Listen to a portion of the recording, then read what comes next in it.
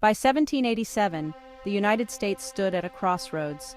The Articles of Confederation, the first framework of government, had proven inadequate for the needs of a growing and diverse nation. The weaknesses of the central government had left the country vulnerable to internal unrest and external threats. A new vision was needed, one that could unite the states under a stronger, more effective government. This vision took shape in the form of the U.S. Constitution. Over the course of the summer of 1787, delegates from 12 of the 13 states convened in Philadelphia to draft a new constitution. What emerged from their deliberations was a bold and innovative document, a blueprint for a federal government with checks and balances, a separation of powers, and the ability to govern a vast and growing nation. But before this new government could take effect, the Constitution had to be ratified by the states. The ratification of the Constitution was far from certain. In state after state, Federalists who supported the new Constitution faced fierce opposition from anti-Federalists who feared the creation of a powerful central government. The debates were intense, with both sides passionately defending their visions for America's future. For the Constitution to be adopted, 9 of the 13 states had to ratify it, a formidable challenge in a nation still wary of centralized authority. To sway public opinion and bolster support for ratification, 3 leading Federalists, Alexander Hamilton, James Madison, and John Jay, penned a series of essays known as the Federalist Papers.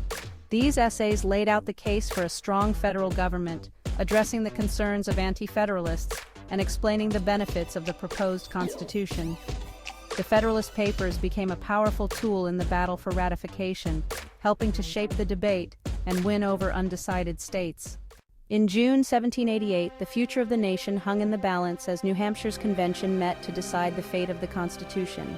With 8 states already in favor, New Hampshire's ratification was critical. The vote was close, but in the end, New Hampshire became the 9th state to ratify the Constitution, ensuring its adoption. With this decisive vote, the new framework of government was set to replace the Articles of Confederation, marking a turning point in American history. With the Constitution ratified, the United States took its first steps as a unified nation under a new government. The first federal elections brought George Washington to the presidency, and the new Congress and Supreme Court began their work.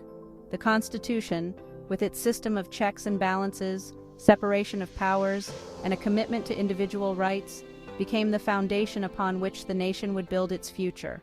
The ratification of the Constitution was more than the adoption of a new government. It was the birth of a nation united by the rule of law and the principles of democracy.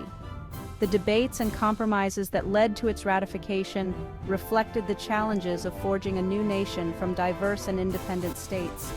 Yet the Constitution proved to be a living document, capable of evolving with the times while holding fast to the ideals of liberty, justice, and the common good.